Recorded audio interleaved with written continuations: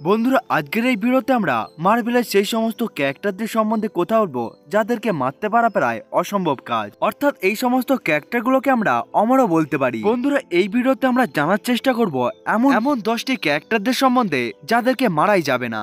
এবং এই লিস্টে শুধুমাত্র আমরা সুপার হিরোকেই নিয়েছি, কোনো ধরনের সুপার ভিলেনকে নয়। বন্ধুরা, আজকের এই ভিডিওটা অনেকটাই বেশি পরিমাণে ইন্টারেস্টিং হতে চলেছে, তাই ভিডিওটাকে শেষ পর্যন্ত দেখতে ভুলবেন না। বন্ধুরা, ভিডিওটাকে শুরু করার আগে আমি আপনাদেরকে বলে দিই যে আপনারা যদি এই চ্যানেলে নতুন এসে থাকেন তাহলে চ্যানেলটাকে সাবস্ক্রাইব করবেন এবং ভিডিওটা ভালো লাগলে লাইক করতেও ভুলবেন না। Number 10, Loki.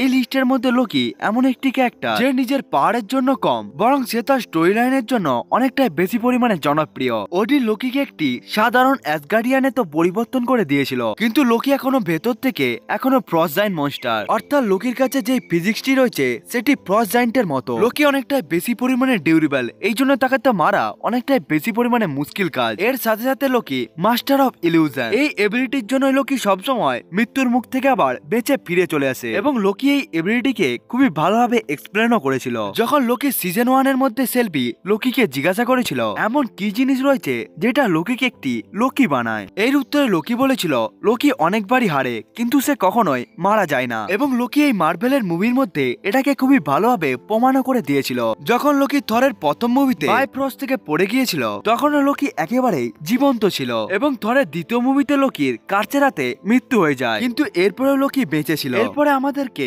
থ্যানোসের হাতে লোকির মৃত্যুকেও দেখানো হয়, কিন্তু এরপরেও অল্টারনেটিভ টাইমের লোকি এখনো এমসিইউর মধ্যে রয়েছে। এমন লোকি কমিকের মধ্যে হেলার সাহায্যে মৃত্যুর বুক থেকে নিজের নামকে একেবারে মুছে নিয়েছিল।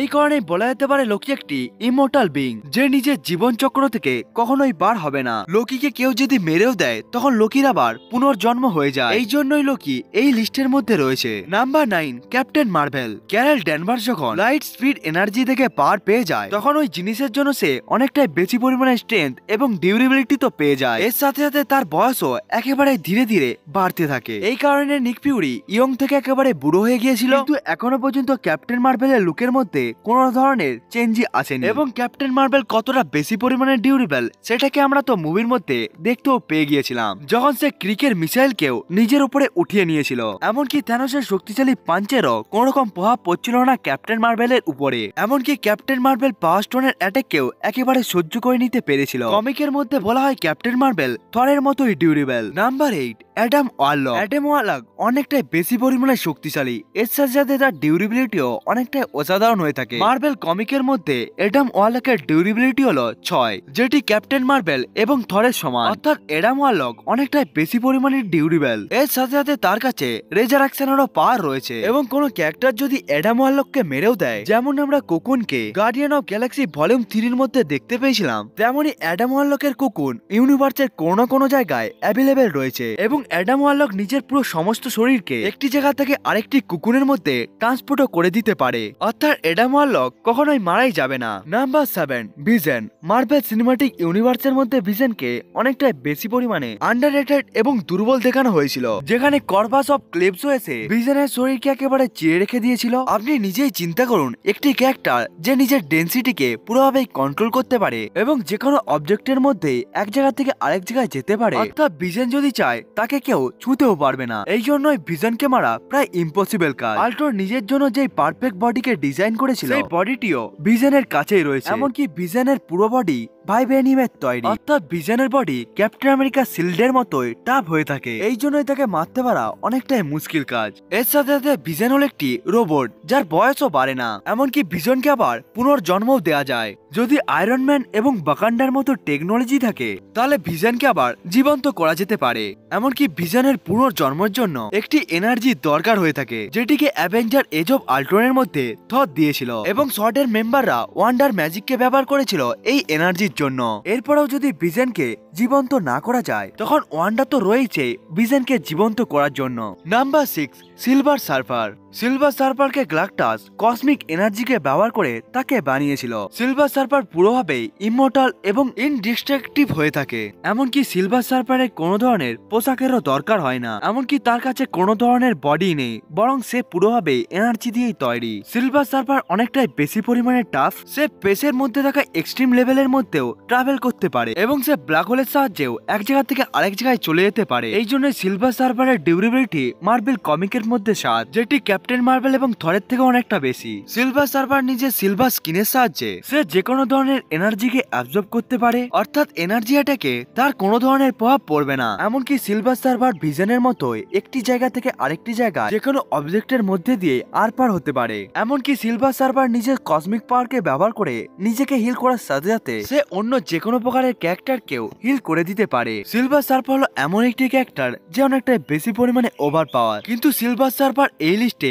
এই জন্যই পিছনে রয়েছে কারণ এখনো পর্যন্ত আমরা এমসিইউর মধ্যে তাকে দেখতে পাইনি। এমনকি ফক্স ইউনিভার্স সিলভার সার্ভারের সমস্ত পার্কে এক্সপ্লোরও করেনি। Number 5, Groot. নাম্বার 5 র্যাঙ্কিং এ রয়েছে আমাদের কাছে গ্রুট, কারণ এখনো পর্যন্ত মার্বেলের যেই সমস্ত ক্যারেক্টারকে আমরা মুভির মধ্যে দেখতে পেয়েছিলাম তাদের মধ্যে গ্রুট হিলিং ফ্যাক্টর এবং তার গ্রোয়িং ফ্যাক্টর অন্যান্য ক্যারেক্টারের থেকে অনেকটাই বেশি পরিমাণে স্পিডি হয়ে থাকে এবং গ্রুটের গ্রোয়িং এবিলিটিকে আমরা অনেকবারই দেখতে পেয়েছিলাম। যখন থর নিজের জন্য স্টর্ম ব্রেকার বানাচ্ছিল তখন গ্রুট ওই অস্ত্রের জন্য নিজের হাতকে অনেকটাই বেশি পরিমাণে স্পিডে গ্রো করে ওই অস্ত্রটিকে গ্রুট স্টর্ম ব্রেকারের সাথে একেবারে জুড়ে দেয়। এমনকি যখন গামোরা গ্রুটের দুটো হাতকে একেবারে কেটে দিয়েছিল তখন গ্রুট খুব তাড়াতাড়ি নিজের ওই দুটো হাতকে একেবারে গ্রো করে নিতে পেরেছিল। এমনকি গ্রুটের গ্রোয়িং স্পিডকে আমরা অনেকবারই দেখতে পেয়েছিলাম, যেখানে গ্রুট নিজের হাতকে অনেকটাই বেশি পরিমাণে গ্রো করে গ্রিকের অনেকগুলো মেম্বারকে সে একেবারে মেরে দিয়েছিল। এমনকি গ্রুট নিজের এবিলিটি গুলোকে ব্যবহার করে সে থ্যানোসকেও একেবারে আবদ্ধ করে নিয়েছিল। এমনকি গ্রুট যখন নিজেকে গ্রো করে গার্ডিয়ান্সের সমস্ত মেম্বারকে নিচে পড়া থেকে বাধা দিচ্ছিল তখন আমরা জানতে পেরে যাই গ্রুট প্রায় অমর বলে, অর্থাৎ গ্রুটকে যদি পুরোভাবে মেরেও দেওয়া হয় তখন গ্রুটের বেঁচে থাকা অংশের দ্বারা সে আবার নিজেকে রিগ্রো করে নিতে পারবে। এমনটাকে আমরা গার্ডিয়ান্স অফ গ্যালাক্সির মুভির মধ্যেও দেখতে পেয়েছিলাম, যেখানে বড় গ্রুট মারা যাওয়ার পর আমরা বেবি গ্রুট এবং টিনেজার গ্রুটকেও দেখতে পেয়েছিলাম। এরপরের মুভিগুলোতে হয়তো আমরা আলফা গ্রুটকেও দেখতে পাবো এবং এটিকে আমাদের অ্যানিমেটেড সিরিজের মধ্যেও দেখানো হয়েছিল। যখন রোনেন গ্রুটের প্ল্যানেটকে একেবারে ধ্বংস করে দিয়েছিল তখন ওখানে গ্রুট একমাত্র বেঁচে থাকা সার্ভাইভার ছিল যে নিজের প্ল্যানেটের ওয়াল এনার্জিকে একেবারে নিজের মধ্যে নিয়ে নেয় এবং ওই লাইফ ফোর্সটি গ্রুটকে সবসময় বাঁচিয়ে রাখে। Number 4, Wolverine. যদি আমরা হিলিং ফ্যাক্টরের সম্বন্ধে কথা বলি তখন আপনাদের মনের মধ্যে উলভারিনের নাম সবসময় প্রথমের দিকে আসবে। উলভারিন হলো সেই ক্যারেক্টার যে দ্বিতীয় বিশ্বযুদ্ধের সময় নার্জি সোলজারদের বুলেটকে এবং জাপানের অ্যারোগুলোকে সে খুব সহজেই হিল করে নিতেও পারত,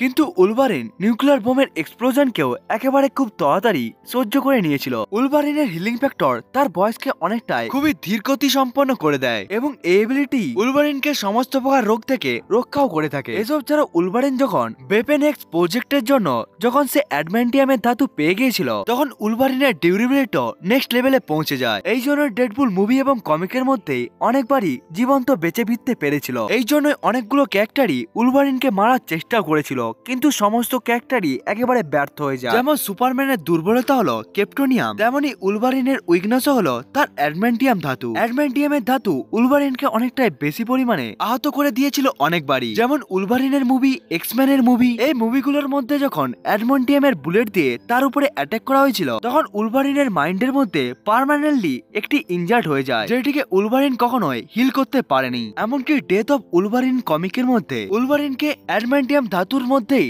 ডুবিয়ে মারা হয়েছিল। এমনকি 2013 উলভারিন মুভির মধ্যে অ্যাডমেন্টিয়াম ধাতুকে ব্যবহার করে উলভারিনের ক্লগুলোকে একেবারে কাট করে দেওয়া হয়েছিল। এমনকি লোগান মুভির মধ্যে উলভারিন মারাই গিয়েছিল অ্যাডমেন্টিয়ামের পয়জনিং এর জন্য। এই কারণে উলভারিন এই লিস্টের মধ্যে পিছনে রয়েছে। নাম্বার 3, থর। নাম্বার 3 তে রয়েছে আমাদের কাছে গড অফ থান্ডার, থর। থরকে এই লিস্টের মধ্যে 3 নম্বরে দেখে অনেক মানুষের মধ্যে অনেক ধরনের প্রশ্ন আসতে পারে। মার্বেল সিনেম্যাটিক ইউনিভার্সের অনেকগুলো ফ্যানই থরকে এই লিস্টের 3 নম্বরে দেখে অনেকটাই বেশি পরিমাণে অসন্তোষ বোধ করবে, কিন্তু আবার অনেকগুলো সুপার ফ্যান এটাও ভাবতে পারে যে উলভারিনের থেকে আগে কিভাবে থর। বন্ধুরা, এটিকে আমি খুবই ভালোভাবে এক্সপ্লেন করব। থর মার্বেল কমিক এবং মুভির মধ্যে অনেকটাই বেশি পরিমাণে ডিউরেবল একটি ক্যারেক্টার, যেখানে থর কমিকের মধ্যে ওয়ার অফ ওয়ারিয়ার্স এর মধ্যে 60 স্টারের মধ্যে নিজেকে অতি সহজেই সার্ভাইভ করে নিতে পেরেছিল। এমনকি এমসিইউর মধ্যে থর একটি নিউট্রন স্টারের তাপমাত্রাকেও অতি সহজে সহ্য করে নিতে পেরেছিল এবং এটি তাপমাত্রা কয়েক কোটি ডিগ্রি সেলসিয়াসেরও অনেকটাই বেশি হবে। এমনকি কমিকের মধ্যে থর ইনফিনিট বুককেও একেবারে তুলে নিয়েছিল। অন্যদিকে এমসিইউর মধ্যে থর ইনফিনিটি স্টোন অর্থাৎ 5 স্টোনের অ্যাটাককেও অতি সহজে সহ্য করে নিয়েছিল, যা শুধুমাত্র টাচের ফলে একটি পুরো প্ল্যানেট ধ্বংস হয়ে যেতে পারে। এমনকি মুভির মধ্যে থর হাল্কের পাঞ্চেস গুলোকেও নিজের মুখের মধ্যেই নিয়ে নিয়েছিল, কিন্তু হাল্কের একটি পাঞ্চি লিভাইথনের একটি বড় মনস্টারকেই একেবারে মেরে দিয়েছিল। এসব ছাড়াও থরের কাছে নিজের হিলিং ফ্যাক্টরও রয়েছে এবং থরের বেপেন গুলো থরকে একেবারে হিল করে দিতেও পারে। থরের প্রথম মুভির মধ্যে যখন থর ডিস্ট্রয়ের সাথে লড়াই করতে করতে যখন সে অনেকটাই বেশি পরিমাণে আহত হয়ে গিয়েছিল, তখন থর মিউনিটকে উঠানোর পরেই তার সমস্ত আহত জায়গাগুলো একেবারেই ঠিক হয়ে যায়। এমনকি ইনফিনিটি ওয়ারের মধ্যে যখন থর পুরোভাবে পুড়ে গিয়েছিল, তখন থর যখন নিজের স্টর্ম ব্রেকারকে নিয়ে ওখানটার মধ্যে পৌঁছে গিয়েছিল, তখন থরের পুরো ইনজারি একেবারে ঠিক হয়ে গিয়েছিল। অর্থাৎ থরের বেপেন গুলো থরের পাওয়ারকে ইনক্রিজ করার সাথে সাথে এই সমস্ত বেপেন গুলো থরকে অনেকটাই বেশি পরিমাণে হিলও করে দেয়। এবং এটি আমরা বেস্ট উদাহরণকে দেখতে পাই হেলার সাথে, যখন থর কাগনিরকে ব্যবহার করে হেলার উপরে অ্যাটাক করেছিল এবং এরপরে যখন হেলা একেবারে ইনজার্ড হয়ে যায়, তখন হেলা খুব তাড়াতাড়ি নিজের ওই সমস্ত ইনজারি গুলোকে ঠিক করে নিতে পারছিল। এমনকি ভবিষ্যতে যদি থর নিজের পাওয়ারকে পুরোভাবে ফোকাস করতে পারে, তখন থর এই এবিলিটিকেও খুবই ভালোভাবে ব্যবহার করতে পারবে। এবং থর এই লিস্টে এই জন্যই পিছনে রয়েছে, থর নিজের হিলিং ফ্যাক্টর এবং রিজেনারেশন এবিলিটিকে সে এখনো পর্যন্ত পুরোভাবে আনলক করতে পারেনি। এমনকি এমসিউর মধ্যে থরের ডিউরেবিলিটিকেও অনেক সময় কম দেখানো হয়েছিল, যেমন ডিস্ট্রয়ার থরকে অনেকটাই বেশি পরিমাণে ইনজেক্ট করে দিয়েছিল, এমনকি হেলা থরের একটি চোখকেই একেবারে ফাটিয়ে দিয়েছিল। এমনকি থর এমন একটি ক্যারেক্টার যার বয়স ধীরে ধীরে তো বাড়তে থাকে, কিন্তু থরের বয়সও ধীরে ধীরে বাড়তে থাকে। এমনকি থরও সময়ের সাথে সাথে বুড়ো হবে, অর্থাৎ এটা কখনোই ঠিক নয় যে থর কখনো মারা যাবে না। Number 2, Hulk. হাল্কের মুভিকে দেখে যদি আপনারা চিন্তা করেন হাল্ক কিভাবে থর এবং উলভারিনের থেকে আগিয়ে রয়েছে, তাহলে আপনারা মার্বেলের কমিকগুলোকে দেখতে পারেন, যেখানে আমরা হাল্কের পুরো পাওয়ার এবং পোটেনশিয়ালকেও দেখতে পাই, যেটি আমরা মার্বেলের সিনেমাটিক ইউনিভার্সের মধ্যে এখনো পর্যন্ত দেখতে পাইনি। মার্বেলের কমিকের হাল্ক মার্বেল সিনেমাটিক ইউনিভার্সের হাল্কের থেকে অনেকটাই বেশি পরিমাণে শক্তিশালী। মার্বেলের মুভির মধ্যে আমাদেরকে দেখানো হয়েছে হাল্ক কিছুটা বেশি পরিমাণে ডিউরেবল এবং তার উপরে বুলেটের কোন রকম প্রভাব পড়ে না, কিন্তু মার্বেল কমিকের মধ্যে হাল্ক সব থেকে বেশি পরিমাণে ডিউরেবল ক্যারেক্টারদের মধ্যে একজন। হাল্কের ডিউরেবিলিটি রেটিং 7/7, যেটিকে আমরা মার্বেল কমিকের মধ্যে দেখতে পেয়েছিলাম, যেটি থর এবং ক্যাপ্টেন মার্বেলের থেকেও অনেকটা বেশি। এমনকি মার্বেলের অনেক শক্তিশালী ক্যারেক্টার যেমন সেন্ট্রি, মার্ভিউলিস, হারকিউলিস এবং থরও হাল্কে অনেকটাই বেশি পরিমাণে ইনজেক্ট করতে পারেনি। এমনকি উলভারিন বলেছিল হাল্ক যতটা বেশি পরিমাণে রেগে যায়, তার স্ট্রেংথ এবং ডিউরেবিলিটি এমন ভাবেই বাড়তে থাকে। এবং ওই পরিস্থিতির মধ্যে উলভারিনের অ্যাডমেন্টিয়াম ধাতিও হাল্কের বডিকে একটু মাত্র কাট করতে পারে না। কিন্তু মার্বেলের মুভির মধ্যে আমাদেরকে শুধুমাত্র হাল্কের হিলিং ফ্যাক্টরের কিছুটা মাত্র উদাহরণ দেখানো হয়েছিল, যেমন কিভাবে সে হাল্কের প্রথম মুভির মধ্যে নিজের ইনজারি গুলোকে তাড়াতাড়ি হিল করে নিতে পেরেছিল। এমনকি থর র্যাগনারকের মধ্যে যখন ব্রুস ব্যানার এরোপ্লেন থেকে নিচের দিকে পড়ে যায়, এরপরও সে হাল্কে পরিবর্তন হয়ে যাওয়ার পর তার সমস্ত ইনজারি গুলো একেবারেই ঠিক হয়ে যায়। এমনকি মার্বেল কমিকের মধ্যে বলা হয়েছিল হাল্কের রিজেনারেশন এবিলিটি এবং হিলিং ফ্যাক্টর ডেডপুল এবং উলভারিনের মতোই, এমনকি হাল্ক নিজেকে খুব তাড়াতাড়ি হিল করে নিতেও পারে। মার্বেল কমিকের মধ্যে হাল্ক ডেডপুলের মতোই নিজের শুধুমাত্র একটু মাত্র বডি পার্টের দ্বারা সে নিজেকে আবার রিজেনারেট করে নিতে পেরেছিল।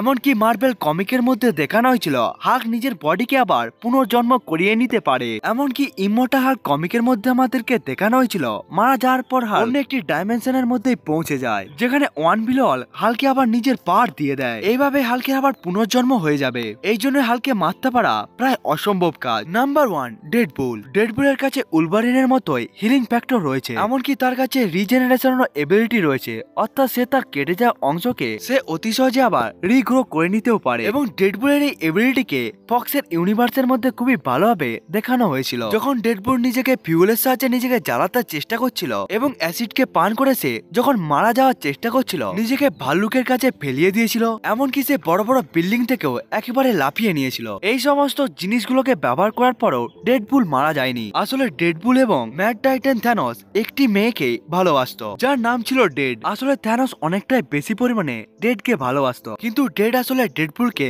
অনেকটাই বেশি পরিমাণে পছন্দ করত। এই জন্যই থ্যানোস অনেকটাই বেশি পরিমাণে রেগে গিয়ে ডেডপুলকে না মারা যাওয়ার অভিশাপ দিয়ে দেয়। এই কারণে ডেডপুল পুরোভাবেই অমর, যাকে মারতে পারা কখনোই পসিবলই নয়। এমনকি এটিকে আমাদের ফক্স ইউনিভার্সের মধ্যেও দেখানো হয়েছিল, যেখানে ডেডপুল জলের মধ্যে ঢুকে গিয়ে নিজেকে মারার চেষ্টা করছিল, কিন্তু এরপরেও সে মারা যায়নি। এই কারণে ডেডপুলকে যত পারে বুলেট দিয়ে অ্যাটাক করা হোক না কেন, এমনকি জগন্নাথ যদি ডেডপুলকে পুরোভাবে দুটুকরো করে দেয়, তখন ডেডপুল কখনোই মারাই যাবে না। এমনকি ডেডপুল কমিকের মধ্যে নিজের এক বিন্দু রক্ত দিয়ে সে আবার নিজেকে রিজেনারেট করে নিতে পেরেছিল। বন্ধুরা, আজকের ভিডিওটা এতটা পর্যন্তই। এটাই ছিল মার্বেলের সব থেকে শক্তিশালী 10টি অমর সুপারহিরোকে নিয়ে ভিডিও। বন্ধুরা, এই লিস্ট একটিকে ছাড়া আপনাদের কি মনে হয় মার্বেলের কোন কোন ক্যারেক্টার ইমমর্টাল বলে মনে হয় সেটিকেও কমেন্ট করে বলতে ভুলবেন না। এবং আজকের এই ভিডিওটা আপনাদেরকে কেমন লাগলো সেটিকেও কমেন্ট করে বন্ধুরা আপনারা বলতে ভুলবেন না। বন্ধুরা আজকের ভিডিওটা এতটা পর্যন্তই, দেখা হচ্ছে অন্য একটি ভিডিওতে, ততক্ষণের জন্য বাই বাই।